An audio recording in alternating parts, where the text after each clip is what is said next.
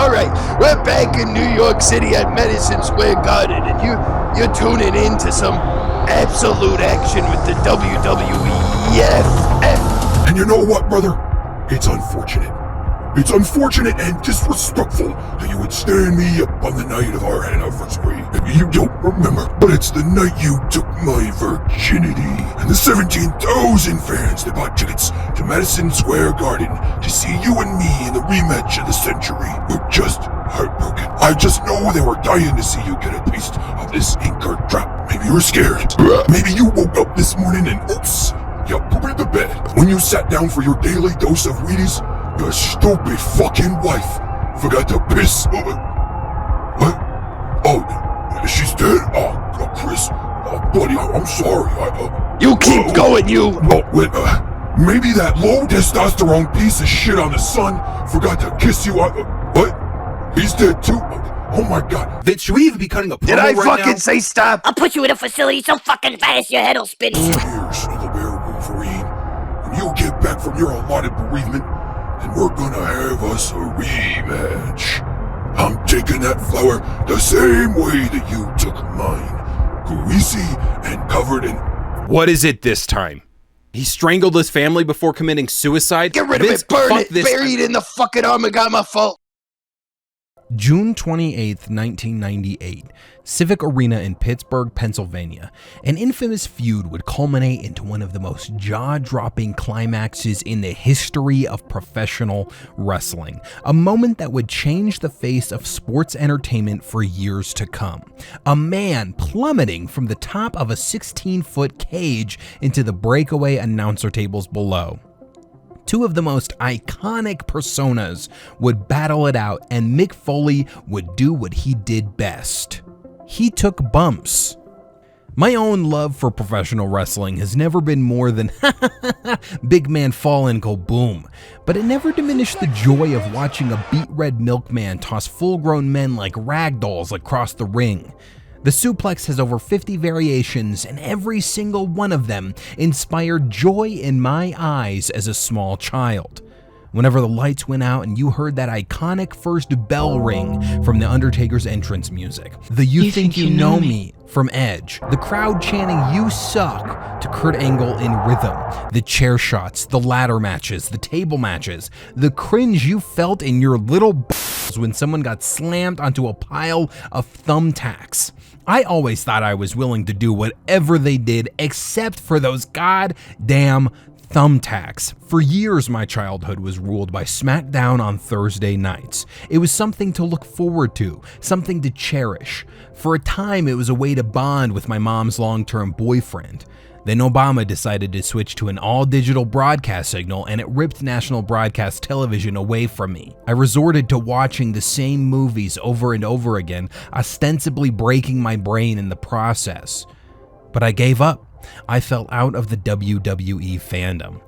At some point in my adult life, I found friendship with a man who watched every single episode, every single pay-per-view, and it reinvigorated my appreciation for the entertainment.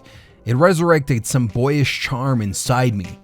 We don't talk anymore, but this video is for him.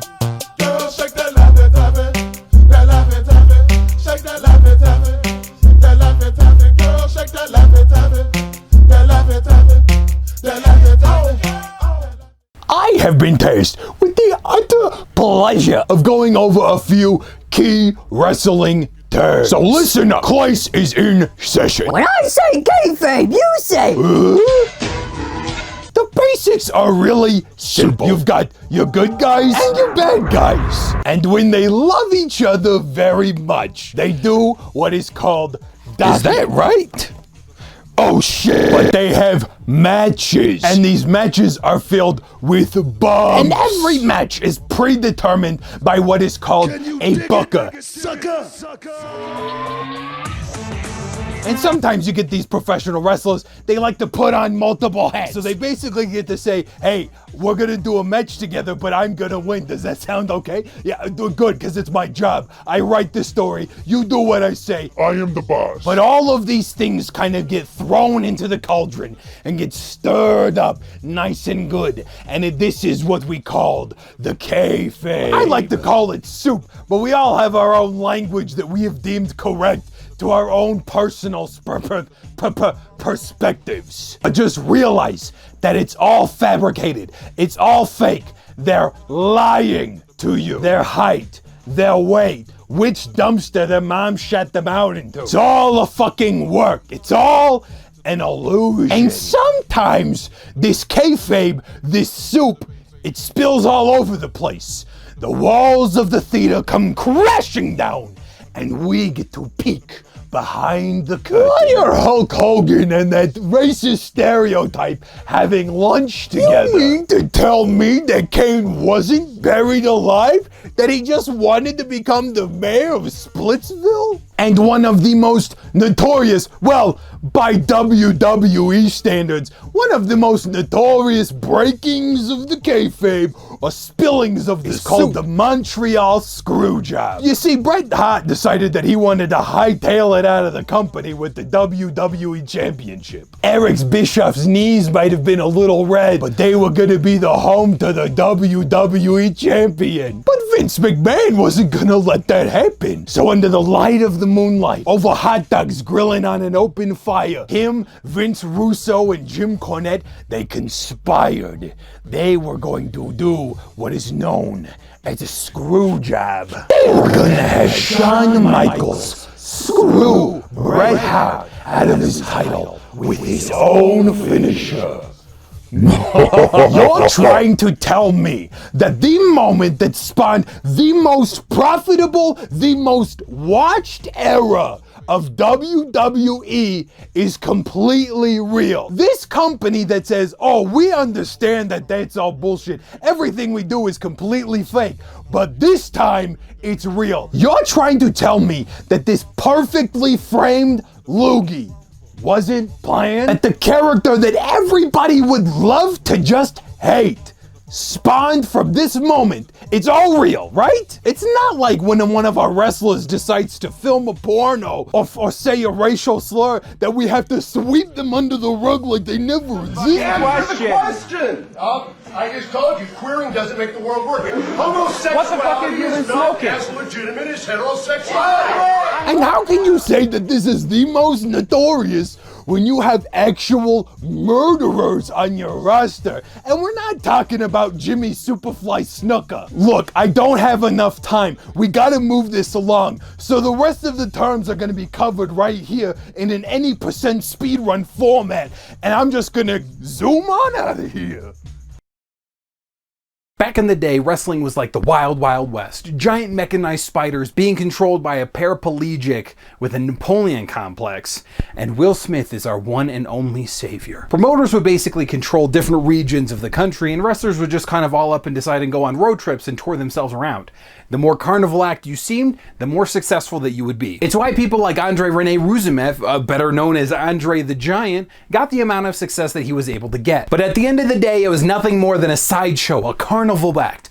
Everybody watch out for the bearded lady before she snatches off your penis. And really, that's the direct roots of professional wrestling. Whether it was a con to snake money out of gullible spectators, there's no way that Tiny Pete would be able to take on Large Marge, or by simply providing the middle class with a feel-good underdog story of the century. Good guy beats the bad guy. And it worked. At least it worked enough to be able to escape from that freak show circuit. But the general populace has always been fascinated by that stupid good triumphs evil bullshit. All of the top grossing movies are exactly the same. The good guy beats the bad guy. Copied and pasted over and over and over again. Good guy, bad guy. Good guy, bad guy. Good guy, bad guy. And I also realized that in the present day year of our Lord 2021 or 2022, depending on whenever this actually gets out there, WWE isn't the end all be all when it comes to professional wrestling. With AEW, Impact, Ring of Honor,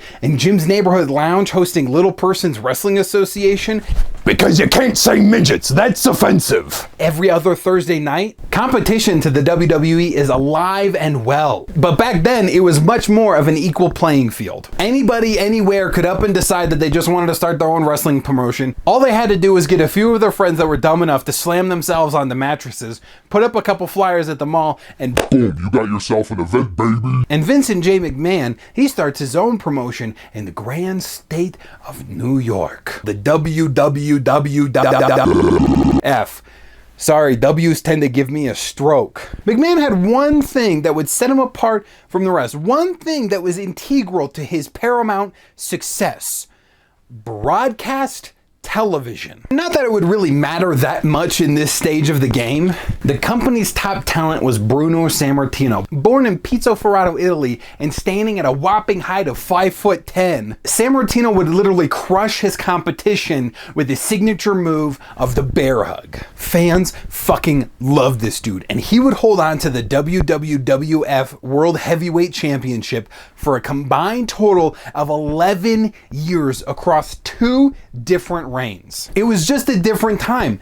Just because McMahon had his little TV deal doesn't mean that they really had to set any precedents to some sort of story or something. People wanted to see their champion in person with their fucking eyeballs, and they wanted to see him dominate, literally crush the competition. And with the speed of information traveling so slow, they just kept the belt on him. As long as he put asses in the seat, I don't think anything really mattered. And I hate when these fucking wrestling spurgs, you fucking ask them with bright bushy eyes, who held on to the WWE title longest, daddy? And they pull this Bruno Sammartino name out of their back fucking pocket just to confuse normies. They only say it because they know it's obscure. Ooh, daddy, your cock is so big after telling me that Bruno Sammartino is the champion. They know that nobody in their right fucking mind would know who Bruno Sammartino is. I mean, Jesus Christ, just tell me it was Brock Lesnar or Roman Reigns, or God forbid, just tell me it was John Cena. Just fucking lie to me. I don't give a shit. That way I can nod my head and say, huh, that makes sense. And you can fucking point and laugh behind my back. It would be much better that way. Bruno Sammartino would die from organ failure in 2018. But after his retirement in 1987, he would really turn his nose up to what WWE would become. He wouldn't appreciate this new era of wrestling that would be penned by this dimple chin cutie right here. Oh, what's that?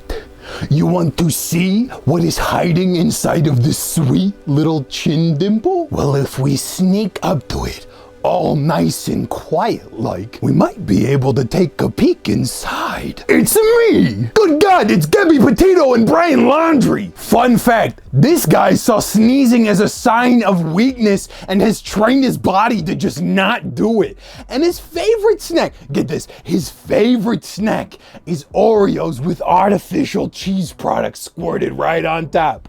Yummy yum. For the sake of time, I'm gonna be handing out a few spark notes just so that we can get all the important facts out of the way. You got it? You see, when a mommy and a daddy, and they love each other very much, they have a little conversation in the bedroom about, I don't know, possibly spicing things up a little. Well, maybe let's add a few more hands into the Imagine mix. Getting Eiffel Towered by your husband and the United States government.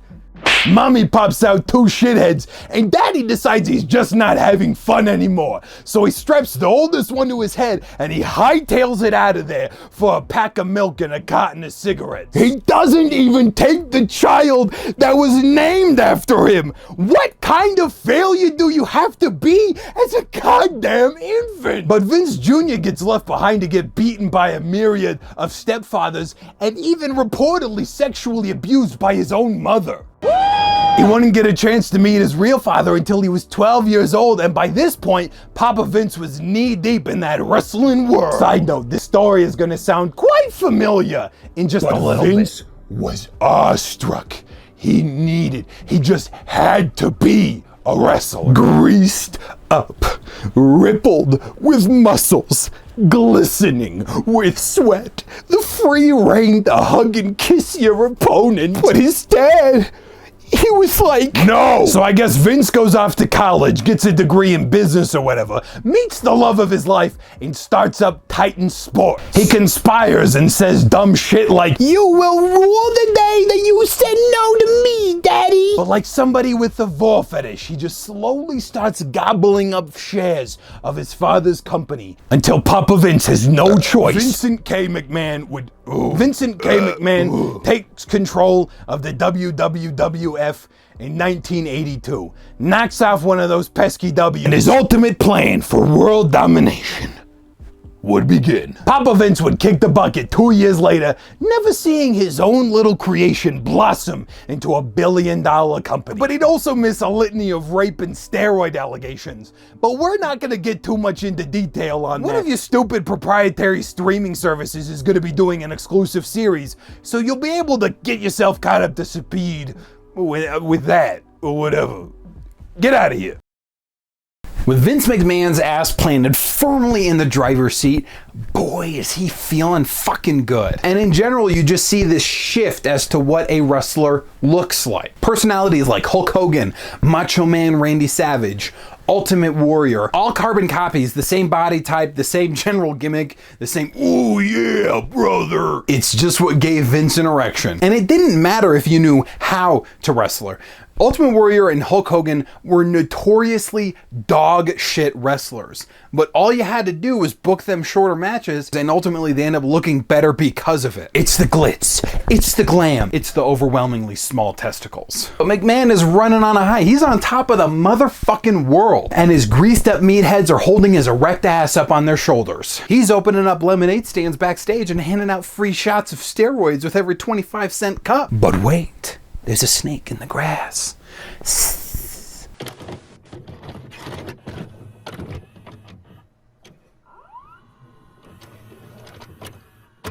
Richard Edward Turner III is the ultimate Chad.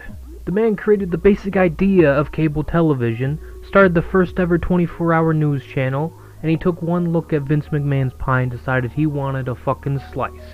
In 1988, he creates World Championship Wrestling by Frankensteining a bunch of defunct promotions together, and in 1993 appoints Eric Bischoff as head of the table. By 1995, WCW's Monday Nitro debuts in direct competition with WWF's Monday Night Raw, and culminates in the most watched era of wrestling history that would be simply deemed Attitude.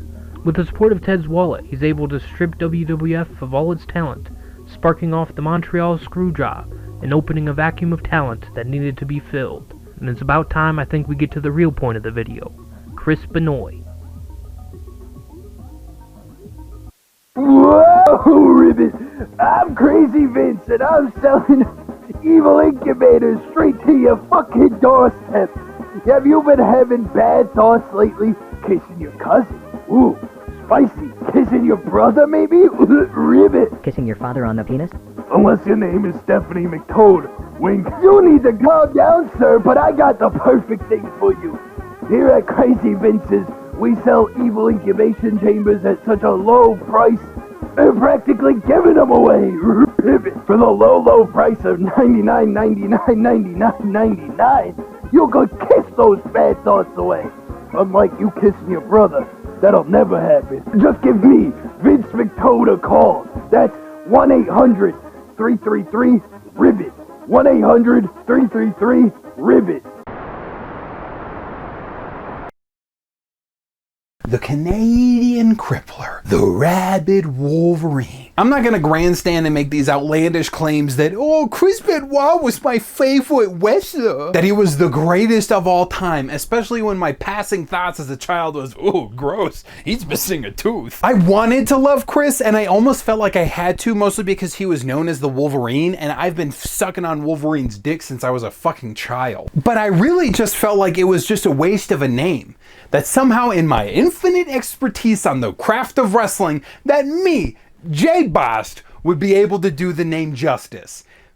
Kids are fucking stupid. Chris Benoit was born May 21st, 1967 in Montreal, Canada. Canada really has such a legacy stamp on wrestling as a whole, from Chris Jericho to Edge, to the Hart family, to Val Venus and his incredible penis. Wrestling is almost as synonymous with Canada as hockey or maple syrup. Benoit went to his first wrestling event when he was 12 years old, and he saw Tom Dynamite Kid Billington with his spectacular fly-in headbutt. A move that involved climbing up to the top rope and leaping headfirst onto your opponent. A move so damaging to the neck and spine, the Dynamite Kid would have to take on the moniker Wheelchair Kid by 1997. A move so bad that the creator Harley Race is quoted as saying, "Yo, it turns out that dropping on your head is detrimental to your health. I have regrets." But little Chris Benoit, he's like a kid in a candy store.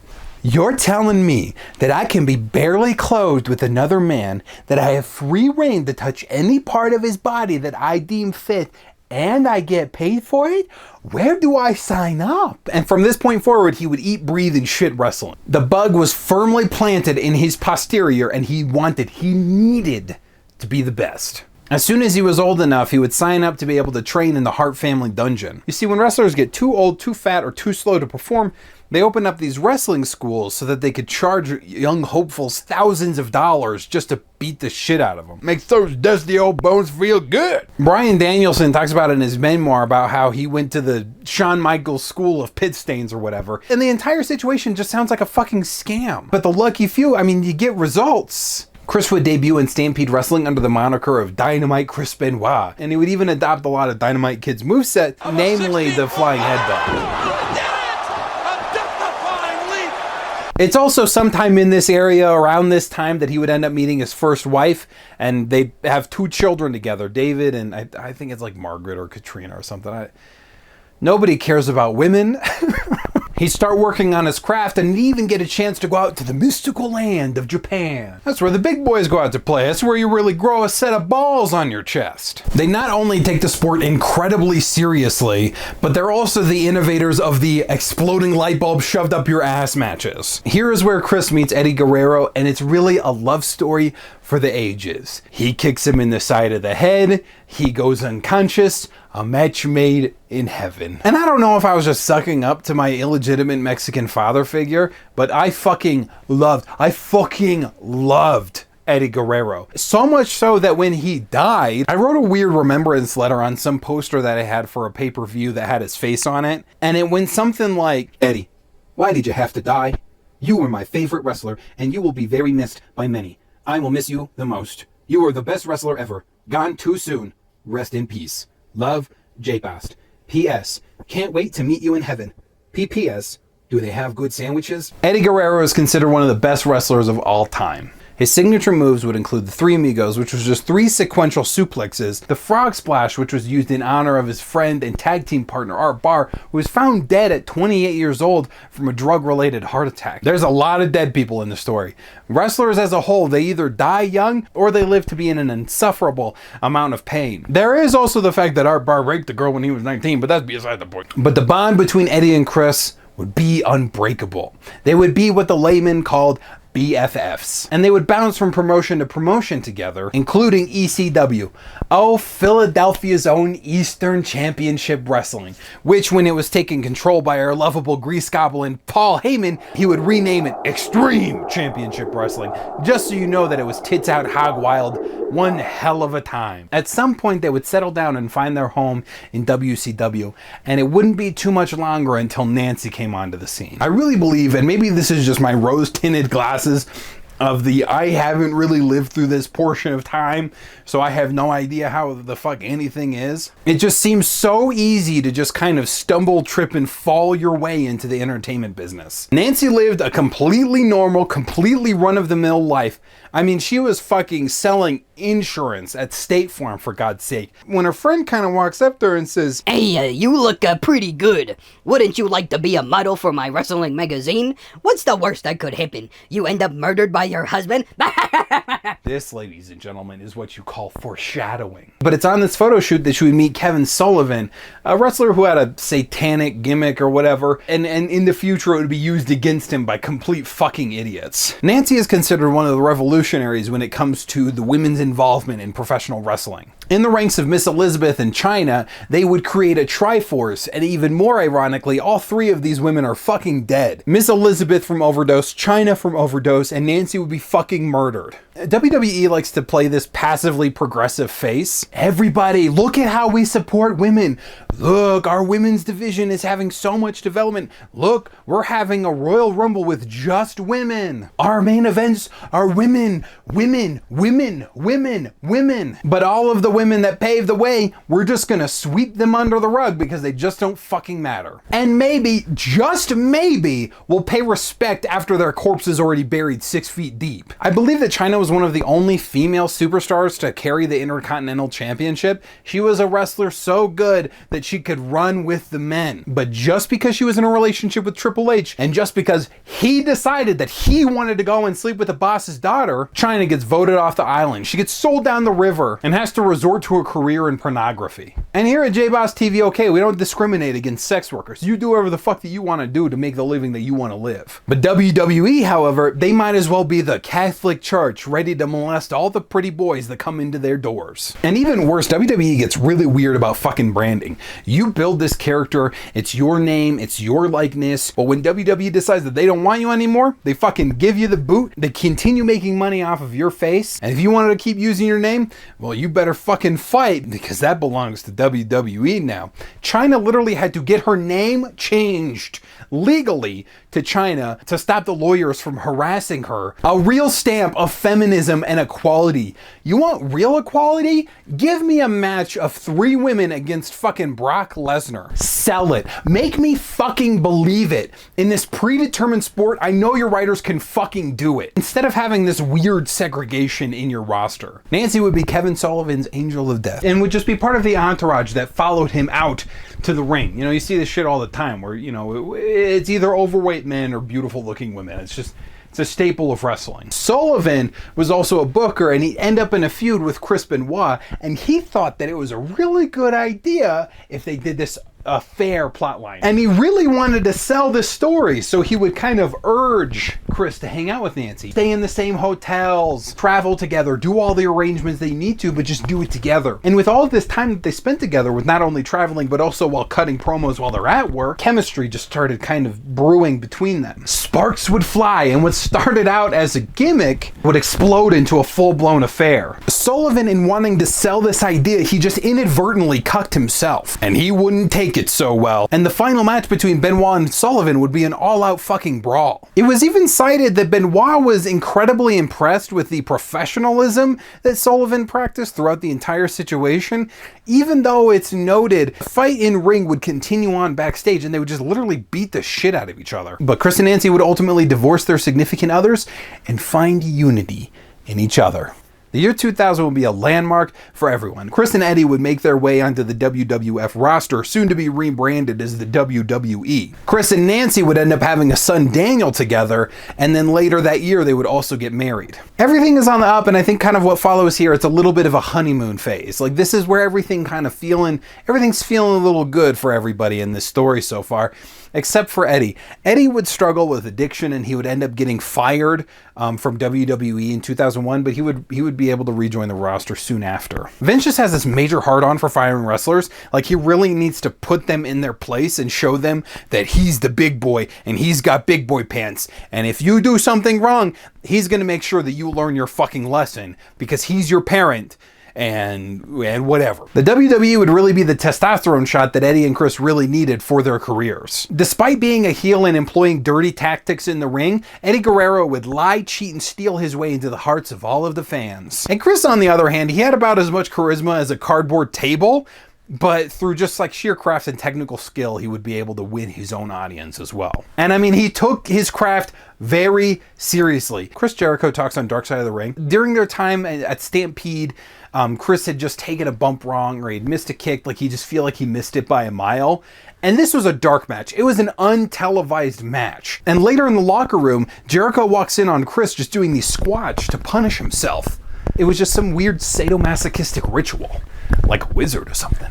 But every single match mattered to Chris, no matter what. Whether it was on TV or not, he wanted to be performing at his best, no matter the circumstance. And nothing would matter more than March 14th, 2004, WrestleMania 20, the WrestleMania debut of John Cena, one of the most underwhelming matches between Brock Lesnar and Goldberg, Eddie Guerrero defending his newly acquired title against Kurt "You Suck" Angle, and the main event, a triple threat match between Triple H, Shawn Michaels, and Chris Benoit. And we can go on about the legitimacy of the sport, and it's all predetermined and blah, blah, blah, blah, blah, blah, blah. But Mick Foley compared winning the WWE Championship and the World Heavyweight Championship to that of like winning an Oscar. It's the company saying, we believe in you. You are the face of the company, whether the fans agree or not. I'm not a bad guy. I'm not a good guy. I'm the guy. It's Vince dropping his pants around his ankles and giving you the opportunity to suck on his brass balls. But when Chris Benoit makes Triple H submit with his signature move, the crippler crossface, WWE put their fate in his hands. Eddie comes out as the confetti is raining down, and this is the high point. This is the best that everything will ever get in both of their lives. This is the high before everything falls apart.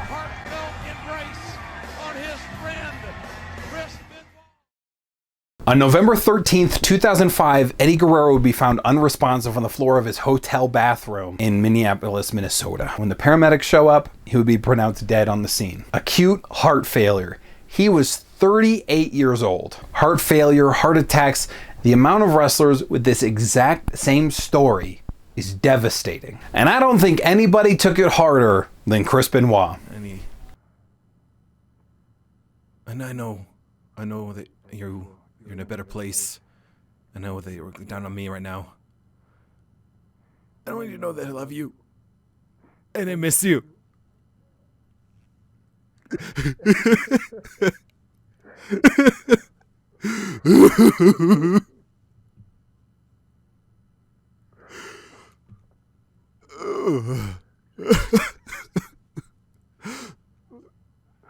And you miss it.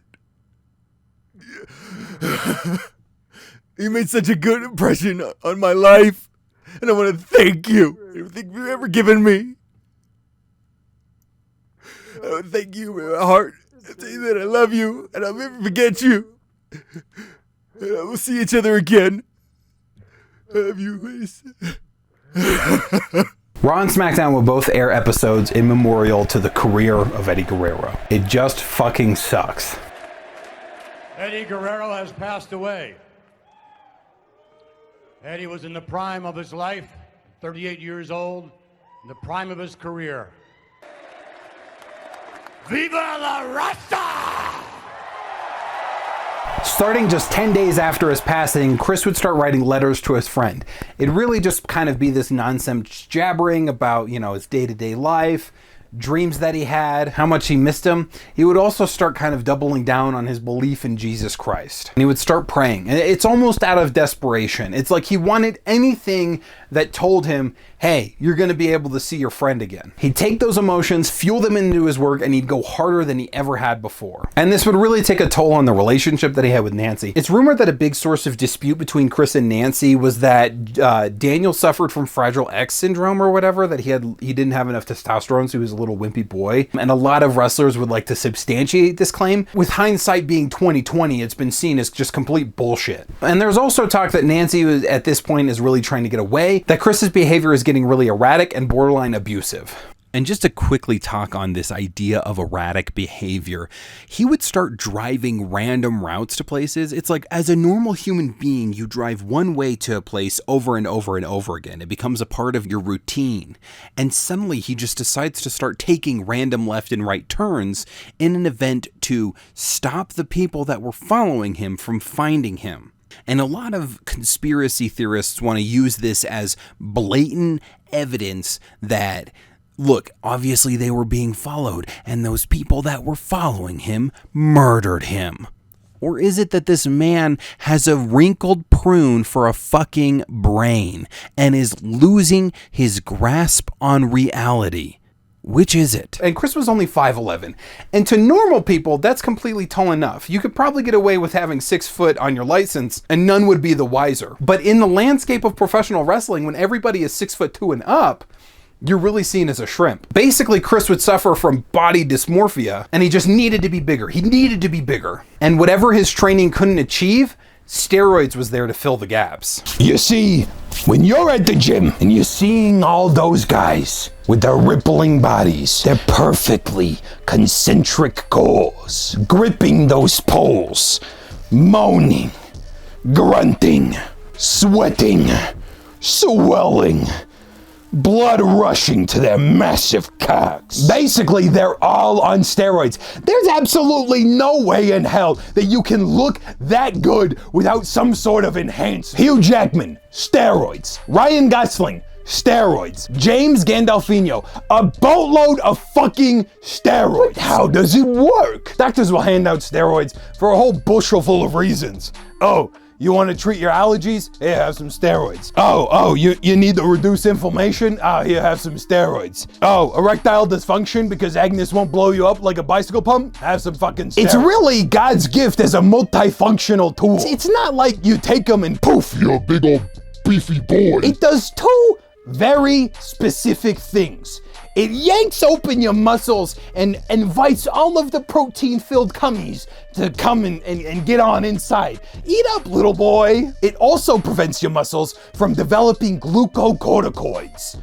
Basically, this hormone that tells your body to just, well, slow down, you need to take a break, thus allowing you to work out more often. And both of these things are working hand in hand together, like it's a party or something. But wait, because our bodies looks at steroids and says, this is testosterone. When you pump it into your system, your body goes, wait a minute, we're going through puberty. So your skin starts to get all oily and pimply. You start growing hair in embarrassing places, and your nuts shrivel up like raisins in a sun. But even worse, you start getting all moody and irritated and shitty like you're some sort of teenager, and your body just starts to age rapidly. So just imagine with your stinky little brain what 20 plus years of prolonged use would do to you. Not only the effect on your body, but your brain, how you think about things, how you react, how you would be able to justify the murder of your entire family.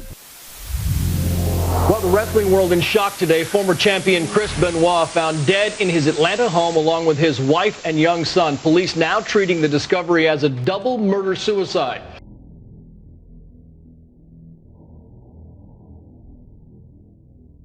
With Benoit's erratic behavior and trouble in the home, things were coming to a head. On Friday, June 22nd, 2007, Nancy would be murdered by Chris Benoit. We don't know if there was a dispute, if Nancy maybe threatened divorce, or if Chris was caught having an affair. All we have is speculation. Alcohol would be found in her system and her spine was broken, so it's very clear that Benoit had dug his knee into her back while strangling her with a cord. She would be tied up and wrapped in a towel with blood found underneath her head, and a Bible placed next to her body. Within 24 hours, Benoit's son, Daniel, who was 7 years old, would likely be drugged with Xanax and strangled to death while unconscious. A Bible was left next to his body.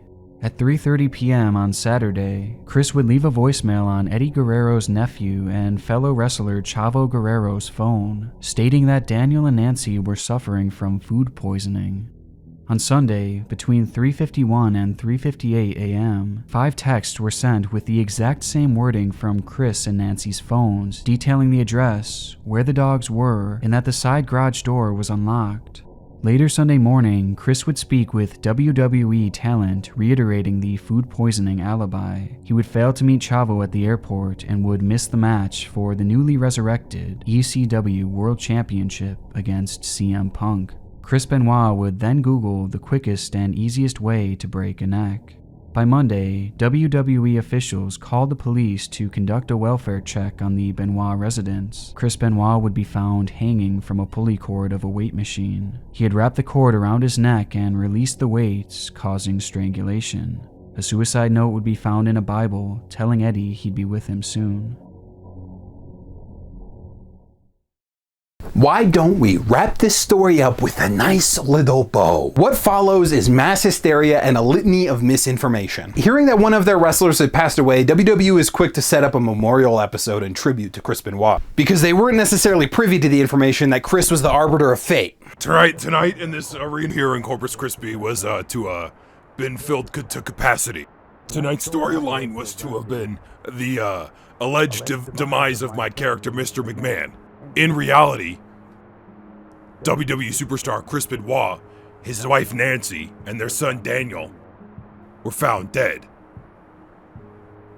Their bodies were discovered this afternoon in their new suburban Atlanta home. The authorities are undergoing an investigation.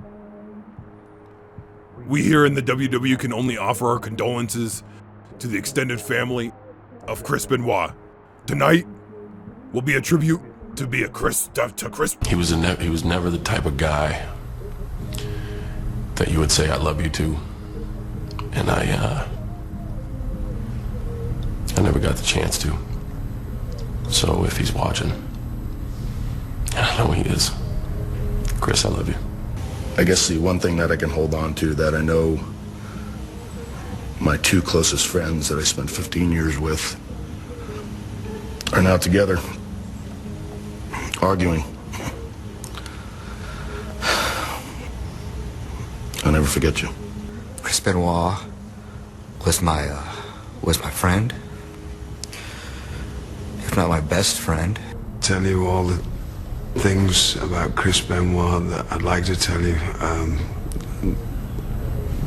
but now all I'm willing to say is that Chris Benoit was undoubtedly the hardest working man in professional wrestling, the most dedicated and totally absorbed in the business of professional wrestling about anybody I've ever met.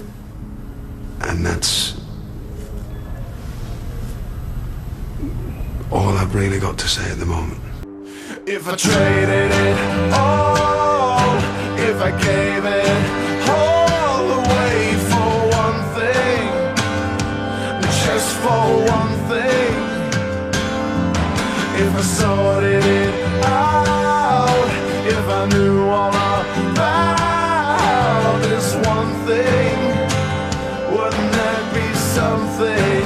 Vince would find out sometime during the airing of the show, and I'm sure his little turd hole would just pucker right the fuck up. And what would follow is the Great Erasing. WWE would systematically attempt to eliminate every trace, every cent of the Benoit name. They did. Vince did what he does best. There's a moment in the HBO documentary about Andre the Giant where they asked Vince McMahon if he remembers what the last conversation he had with Andre was, and I think his response it perfectly represents everything Vince McMahon.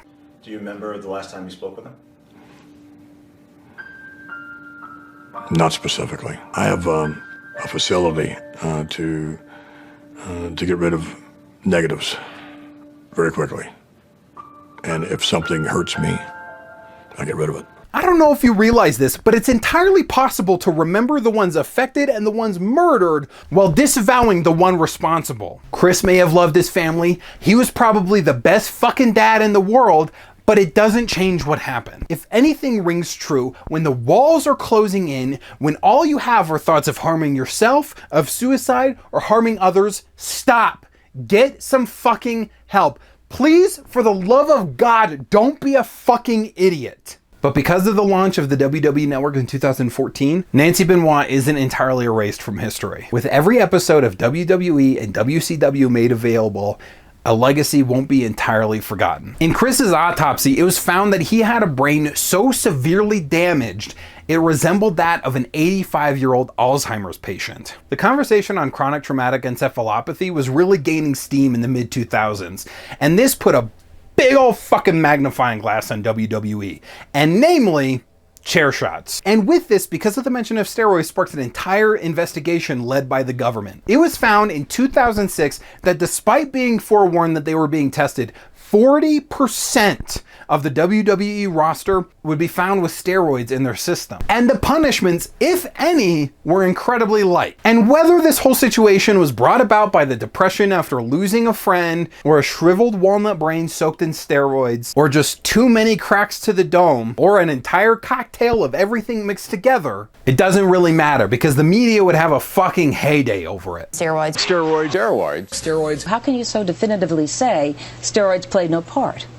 Well, we didn't say that. But Mr. McMahon, the quote is steroids were not and could not be related to the cause of death. That's very specific. And nearly every news organization, every tabloid, every fucking media presentation out there had their sights scoped right on WWE. What a picture-perfect story to really put the spooks into the general population. And then to mention that there was this weird coincidence that would bloom out of an anonymous poster on Wikipedia. On Chris's wiki page, 10 hours before the police would even find the bodies, somebody had changed his site to say that that Chris had missed his match or whatever because of the death of his wife Nancy. The government would seize the computer used to make the post, and all they'd really find other than that was just a bunch of racial slurs added to a bunch of other Wikipedia pages. And the anonymous poster really just be like, I was just making shit up based on a bunch of rumors that I saw circulating around a bunch of websites, and it's purely coincidental. Like, I was just fucking bullshitting.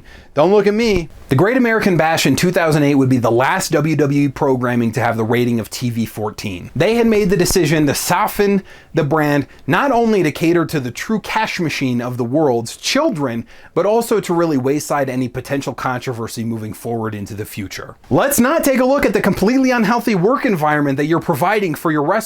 For being fake, I don't think any athlete has to work nearly as hard as professional wrestlers. They're on the road over 300 days out of the year, wrestling nearly 3 to 4 days a week, and traveling on their own dimes. No off season, and imagine if you were a jobber. You're traveling from city to city, making less money than everybody else, and you're only there to make the other guy look good. I'd imagine that COVID was probably really good for wrestlers. I understand that it's different without the crowds, and wrestlers are just theater kids who love to work out, but they finally got a chance to settle down. Back in the 60s and 70s, wrestlers could stay wherever they wanted and just wrestle. And if they wanted to travel and go on road trips and see the sights and expand their brand, they had every opportunity to do that. I realize that getting the life you wanted takes blood, sweat, and tears, but sometimes our pursuits just take us too close to the sun, and the world gets a chance to gawk at you as you crash and fucking burn. Laugh at the clowns, kids, especially when they murder their entire fucking family. Thank you. Maybe this is what I get for leaving you out in the cold. Jack my body to the woods and let me go. Paint a picture of my life into the snow. Pull the trigger like I never even know. Maybe this is what I get for leaving you out in the rain. Pop the trunk and drop my body in the grave. Throw it over, let me out and dig a grave. Put the pistol to my ear, I heard it sing. About 4 years ago, I wrote in and asked how to survive high school. Well, guess what, motherfucker? I did that damn thing. It fucking sucked multiple cocks, and I barely even graduated, but I did, and that's all that matters. Now I'm weeks after high school, and shit still fucking sucks. I mean, it's still way better than dealing with thousands of teenagers every day, but I'd be out in these streets cleaning toilets in a local movie theater. So I asked Doctor, how in the fuck do I make this adult life better and enjoyable? You always hear about old geezers being like, oh, when I was your age, and they tell you some crazy story. I want to be doing those crazy things, but where do I start? You're a baby boy. Pretend. How How does one start living a more adventurous life? Well, first and foremost, you have to realize that everybody is lying to you. Every asshole in the goddamn world is lying just to make themselves seem more interesting. It's why my Tinder profile lists that I have an 8-inch yogurt slinger to really attract only the most quality of mates. But you really only have two options. A, learn how to lie. Or B, just accept that you're just as pitiful, just as lonely, just as stupid as everybody else in the world. And suddenly, everybody will start being like, oh man, this little boy, he's very smart. He's self-aware. And that is sure to get you all of the quality, fine femmetile, fallaciously fuckable females. Life is gonna continue sucking because it's basically a swift kick right in the shins. And it never gets better. It never stops. High school, it never leaves you. We love the drama. We love people being stupid. We love making fun of other people. It's what makes our lives so much better. You're telling me that Digital Princess got caught leaving a child alone? Oh my goodness. I may have forgotten to feed my child every now and then, but I'm not that stupid. I'm a piece of shit, but not as much as her. And that's what makes everything feel so much better when we go to bed. Realize that. Take it to heart. We're all stupid. We're all dumb pieces of shit. And the sooner that we realize it, the better that we can evolve and move on and just die in fucking peace.